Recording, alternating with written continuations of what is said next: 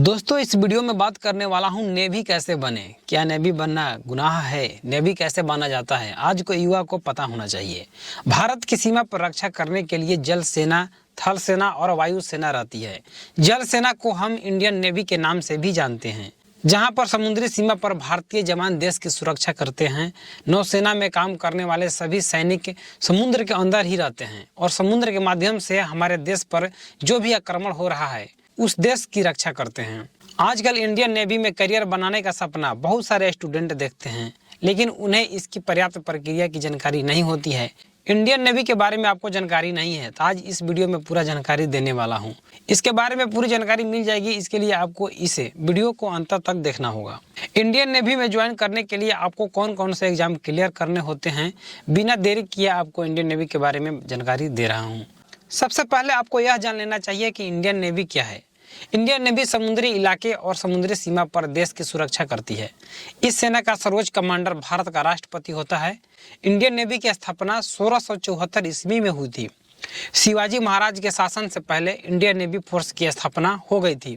इसके बाद जब शिवाजी महाराज सत्ता में आए तो उन्हें नेवी को और भी ज़्यादा मजबूत करना पड़ा। इसी वजह से वीर शिवाजी महाराज को फादर ऑफ इंडियन नेवी के नाम से भी जाना जाता है। दोस्तों आपको बताते चलूं, आपको यह भी जान लेना चाहिए कि इंडियन नेवी में करियर कैसे बनाया जा सकता है। यह सवाल बहुत ही महत्वपूर्ण अपने आप में ही है। तो आपको बता दूं, इंडियन नेवी में जाने के लिए आपका गणित विषय स्ट्रांग होना जरूरी है। गणित विषय में स्ट्रांग होने के साथ आपको यूपीएससी और एनडीए जैसी एग्जाम पास करनी होती है। यह एग्जाम पास करने के बाद ही आप नौसेना में शामिल हो सकते हैं। यूपीएससी और एनडीए के एग्जाम दुनिया के सबसे कठिन परीक्षाओं में से एक है।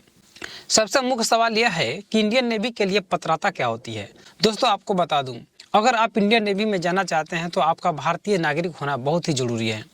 इसके साथ ही आपको एज लिमिट और एजुकेशनल क्वालिफिकेशन को जानना बहुत ही जरूरी है।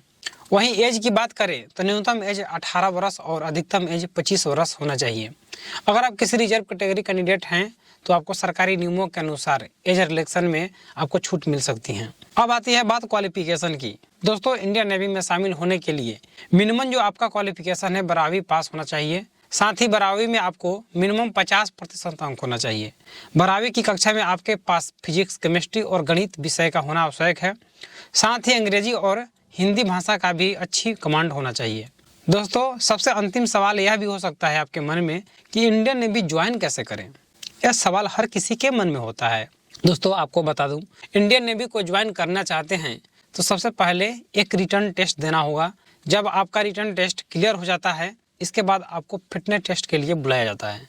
जब आप फिटनेस टेस्ट को क्लियर कर लेते हैं तो अंत में आपका मेडिकल एग्जामिनेशन होता है। इसके बाद आपको फाइनल स्टेप में अपना डॉक्यूमेंट वेरिफिकेशन करवाना होता है।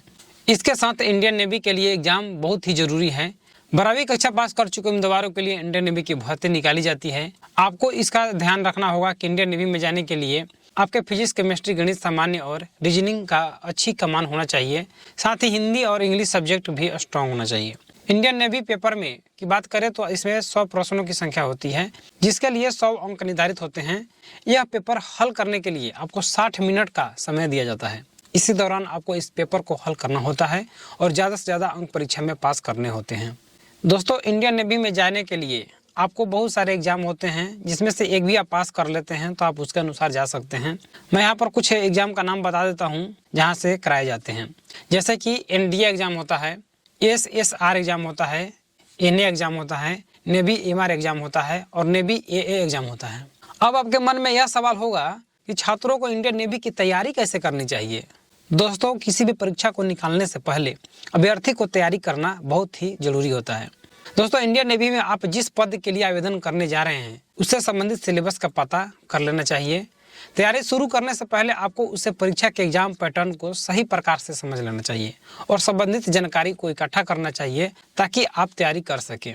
आपकी तैयारी में आप इंटरनेट पर रिसर्च करके पुराने पेपर डाउनलोड करेंगे और उन्हें पढ़ेंगे, क्वेश्चन को हल करेंगे, प्रैक्टिस करेंगे तो आपको तेज गति से सभी क्वेश्चन हल होंगे और आपके दिमाग में हर क्वेश्चन का जो जवाब है बस जाएगा और आप आसानी से तैयारी कर पाएंगे। इंडियन नेवी का कॉम्पिटिटिव एग्जाम की तैयारी कर रहे हैं तो आपको जनरल नॉलेज का इससे संबंधित आपको प्रश्न पढ़ने होंगे। इससे साथ ही परीक्षा को पास करने के लिए आपको अंग्रेजी पर कमान अच्छी होनी चाहिए। इंडियन नेवी संबंधित परीक्षा में ज़्यादा गणित सब्जेक्ट से प्रश्न पूछे जाते हैं।